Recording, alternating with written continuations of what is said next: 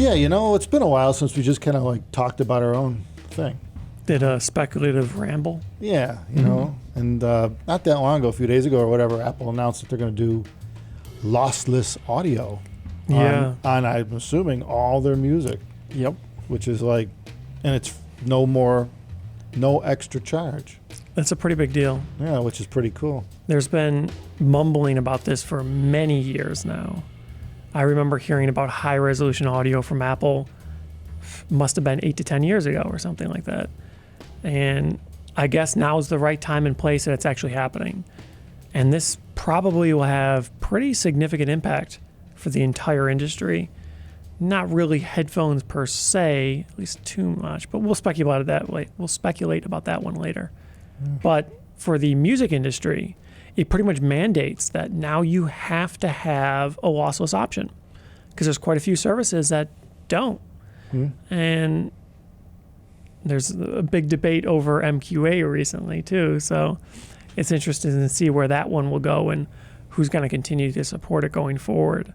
But it looks like lossless is going to be the new standard, or at least option, available at most services. Yeah, I guess Apple probably realized that it's like, well, it hit a point where like everybody mobilely at least has like unlimited data again on their phones and everything. So like, and internet speeds are fast enough where, right, you don't need to compress everything as much as they used to. So I guess it just hit a point where they can roll out, lossless. Pretty much. Yeah, because just like any other service, when Apple does it, everyone follows. And there's a lot of reasons for that, but of course people are reluctant to install auxiliary applications when they could just do it with whatever's integrated and built in. And a lot of times you do get better integration when you're dealing with a first-party service like that. And assuming that, Apple, obviously, if they're streaming lossless music, then they must have the master side of it, whatever they're getting from the studios must be pretty high-res too, which means the studios can provide that for whatever it is, 7 million songs or whatever that they have. Yeah. Then that means they can provide it to everybody. Right. So it's just a question of rolling it out. Yeah. Which is really cool. It's the good news is this is all about audio now for a change, right? Us guys, us high-resolution For the first guys. time in a while, yeah. It's not the video, it's not, going from 1080p to 4K to 8K, it's audio. And I can't remember the last time. When the hell was it the last time? Other than like a title with their master, a tick box on some tracks. I can't recall the last time that we've seen just a complete, like almost like wiping the slate clean and starting from scratch. Let's do high res on all the songs we have thing. I can't recall anyone doing that. It really hasn't happened. And if you ask me, the last time something of this significance happened was pretty much when Apple rolled out iTunes, and they actually started shipping music on their service. I don't think people quite understood how substantial that was, because if you're a small service and you're contacting these record companies and you say, hey, we want to license your music to stream it, which at the time was a new service, or for download, which again was very new at a time, they just laughed at you, right? They didn't want to do it. And it was obvious because you couldn't buy the content for so long. People were stealing music because you couldn't buy it. Yeah, right. And all the record companies thought, well, maybe people just don't want to buy it. No, it's just you made it so difficult that it was easier to steal than it was to buy. Yeah, Steve had to talk him into that one. And then they forced them, right? It's the economic forcing function of Apple saying, hey, we're a huge platform. We got a lot of users. I think at the time, that he forced the 99 cent per song thing. Yeah, he did. If I recall. Yeah. And he even, I don't know if you call it taking a hit, but I'm pretty sure they paid a pretty good price per track. They were in the mid to upper 80-some cent range. Was going to the music, and the rest was Apple. Yeah, so Apple was taking like 14 cents on a song or something. Well, I guess he figured that's Which the only I guess way sounds that you like can a make lot it happen. Maybe, that right. they would accept it. Yeah, yeah, right. I don't know what they do now. I have no idea, and maybe that's normal for the music distribution model. I have no freaking idea, but it didn't sound like a lot considering they're pushing the music at you, and where no one else was. But I have no idea. That's not our line of business. See, I think in that context, though, the trouble was they thought, we have it, you want it. And they didn't see it as a big, real opportunity for them. They were very hesitant to give up the rights to the music and allow you to buy it. They wanted you to buy the whole album at retail and not just a singular track. Right. Because that's how people thought that it was Yeah, going to be. They it thought fun- you were just going to buy the banger and you wouldn't buy the rest of the album. That fundamentally changed the distribution model for music forever. Yeah. And they probably saw that writing on the wall, and they saw that coming anyway. And I know cable was kind of been the I'm same not way. sure they did. No? No, the music industry. I don't think they did. Yeah, that's maybe not. Cable TV's always been that way too. Yeah, you Same want system, like 4 yeah. channels, You know, but you're right. gonna pay for all of them. Yeah, and they talked about it for years and years, where you can pick a la carte and all that. It never really happened. And Yeah. in fact, it's just happening now, where you can basically the studios looks like they're going out on their own. Yeah, It's like just Right. signing up direct and streaming whatever you want. And, you don't need a hardwired cable coming in your home anymore, other Well, than for internet. Yeah. Yeah. So Well, in the beginning, all the record companies were really upset about what everyone wanted to do. They didn't want to do the streaming and the singular track downloads. But that was in a time where they were concerned because profits were declining, the revenues were dropping, and they thought this would only make it worse, surely. But turned out to be very favorable, and it's working very well for them. So I think, especially at this point, now that it's such a stable business, I think they're pretty willing to do that. And now that Apple's doing it, it pretty much means that the content is going to have to be generated. And so all these companies that probably were kind of hesitant to say, we'll offer you lossless quality for a small company, now they pretty much have to do it because Apple is asking for it. And I think that'll mean that lossless is going to be available on pretty much all platforms. And hopefully it'll be included as standard or at least a very reasonable upcharge. And that's really great because, like we've talked about many times, getting the content, that's always the hardest part. In some situations, it's impossible to get high-resolution audio of your favorite artist because it just isn't available, right? Whoever owns the media doesn't want to provide it to you sometimes, and you just can't get it. You can only get some things. So it's pretty big for the headphone and the audio industry to be able to get better quality content. Well, I guess it all came down to convenience is what happened. People like to, instead of getting new albums, it's like you already have them, As soon as something comes out, well, it's already on Apple Music. And Yeah, well, you with already have streaming, it. that's a pretty huge Yeah, impact. so it's not just like video. Convenience wins. Nobody buys discs anymore, right? You just stream everything. And music is the same way. And we finally got a big player, lossless streaming. So that's yeah, awesome. That's great. I mean, it's awesome. And right, not only that, it allows small companies like us, to really show off what we're doing. Because, if that's your main, if that's a consumer's main source of music, now all of a sudden they'll see a bigger gain by getting a better headphone or better electronics, right? Because the music's higher res. So, assuming you follow that path, you'll notice the difference rather than still kicking back with MP3 files, right? So it should help. It just helps it helps everybody grow and better educate themselves with what they're listening to and what they're hearing. Well, I guess it depends on what content's actually going to be high res. Like if like mainstream artists actually start coming out high res, the people will be like, oh, what's this? I think they want to. Don't you think? I would think. I don't see why I'm not. sure they're right? recording in higher res. They're not. Probably, I think this is enough of an economic forcing function that all these small guys are going to have to. They're going to feel the need to release in high res because most people will, presumably.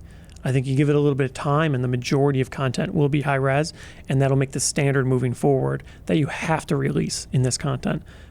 You have to release your content in some sort of high resolution lossless format. Yeah. And simply because Apple makes it free, effectively, they don't charge extra for it, that's pretty profound. That means that everyone is probably going to want it because it's new and it's better. And the data caps aren't really as much of an issue anymore. The bandwidth isn't really an issue. So it's the right time, it's the right place. It seems to be working pretty well. What's even cooler beyond this is they talked about also adding Dolby Atmos capability to, I guess, the music files, and assumably that'll roll into into movies at some point too. Which is, we did a video back, I don't know how long, not so many months ago. We're saying, why the hell can't we get Dolby Atmos on our headphones? It doesn't make any damn sense, Dolby, they got the capabilities to do a 2-channel version of it, and nobody has it. So I'm glad to see that's a thing now. It's happening. Well, especially from such a big player, and Yeah. they have a lot of influence, obviously, over everything, audio and video related. So when they do it, everybody will follow, and hopefully, more Atmos support for other things. Yeah, and I can't say as if that's going to be a huge thing for music itself, but I'm looking forward to being able to do movies and stuff like that with that on headphones. You know, that makes a whole lot of sense. That seems pretty exciting, and I think that could really benefit the headphone industry as a whole. And again, just because Apple's doing it, that's pretty much the only reason why it's going to happen. That gives me some degree of excitement for the future of spatial audio and whatnot, because if some small company said, hey, we're going to do this, they probably wouldn't have enough leverage to actually get it done. They probably wouldn't have enough content to really make it meaningful and profound. But I think Apple has enough sway that it'll pretty much be the de facto standard, and everyone's going to want it. And going forward, it'll be standard. Yeah, it'll happen rather rapidly at this point, too. Yeah, they've probably been working on this for years in the back burner. So, I mean, they would have had to have. Right. For something to it roll makes out sense. Like You could see it, and, you could see it. You could see it with the over-ear headphone, and, you could kind of tell where they were going with that. Well, they're like the biggest headphone manufacturer, I think. Yeah? Yeah, well, that's volume. True. Well, ever since they bought Beats, they kind of had that distinction right there. Douglas just looked up the number, and I guess Apple's AirPods, was it? Mm-hmm. Is doubling every year for the last 3-4 years. So in terms of sales, we're estimating they're in 200 million plus a year territory for they're probably sales. over 100 million, and there's probably in the range of 200 million units shipped at the moment. That's a crazy number. That's a very, very large number. I mean, they kind of helped it along with removing the headphone jack, Yeah, well, right. Yeah, they had some push there. Right. Yeah. So the master plan. I gotta go wireless anyways. Might as well get one that works well with my phone. Yeah, crazy numbers when you think about it. But all cool for audio, because that's how many people are listening to music. Yeah. Where if you look back 10 years or so, or 12 years, it was a scary time. I don't know how many people were really. Well, maybe a little further back than that. But ever since the original iPod, people had this stock earbuds. I mean, they weren't good, but you saw people all the time with the white earbuds, the early ones. Yeah, so they came with it and they used it. Yeah, but it wasn't a primary thing. Like it wasn't a lifestyle thing. Like it wasn't like it is today, where everybody's got it. I mean, you look around. It was more everywhere you boutique. go. Being built into your phone definitely helped out. Yeah. I mean, you always have an audio source with you all the time. I mean, I don't think you could walk into a store without someone having something in your ear nowadays. Oh, yeah. Multiple people. I mean, it's a good percentage. Or wherever you go, airports. It's crazy. Everyone's just wearing them. Convenience usually wins out. And in this case, everyone has a streaming music player with them, right? They have basically the world's library of music in their pocket available at all times. So that's a pretty compelling function right there. All you need is better headphones and high-resolution audio, and everyone's pretty much a hi-fi enthusiast. We're nearly a few steps away from just when you're born, they'll just implant one in your head and an call iPhone? it a day. Yeah. Yeah. Well, we're working on the Neuralink thing. Neuralink, yeah. I mean, right. We'll have Elon will take his side of it and combine with Apple, and when you're maybe 2 years old, they'll just hardwire you. I think we're still a ways off. Yeah, we're ways off. But that may be coming at some point. Yeah. So anyway, it's all exciting news. It's great for us guys in audio. It's great for anyone who enjoys music. Terrific news, So hopefully we see more spatial audio type stuff, and maybe even portable amplifiers that support it, that you could plug your existing wired headphones in with. Yeah, absolutely. That'll probably be coming. That's true. Actually, it's kind of like the first new thing in audio since stereo. Yeah. We had stereo that whole time. Now we're getting pretty much. In headphones. Yeah. Especially in the headphone space. It really is more or less the first big leap since CD. Because before CD, you didn't have a lot of high-resolution formats. CD was pretty good, and there was a long span after CD where quality went down because the convenience won out. And now we're finally back above CD quality. Right. So it's been a really long CD circle. Quality. Yeah, but in combination with the convenience, it's a pretty big leap, I would say, to get CD or above quality streamed from any artist, pretty much any song. That's pretty significant. Yeah, it's going to be awesome. Period. On another note, we got to get moving. So thank you, everyone, for watching our blabber on this one. And even though it's mostly speculative, it's more or less, what's coming. That's what we're being told. So Usually those guys don't lie too often. They usually, if anything, they underperform.